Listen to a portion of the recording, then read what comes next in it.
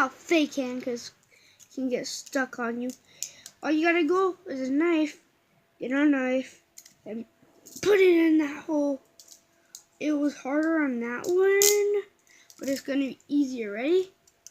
See it? I'm gonna get that in there. See, I'm gonna put this on YouTube. Get this. Ready, set. It's very hard to do, but it's I'm teaching you guys how to do. But never ever do this at home unless you're stuck in fake handcuffs.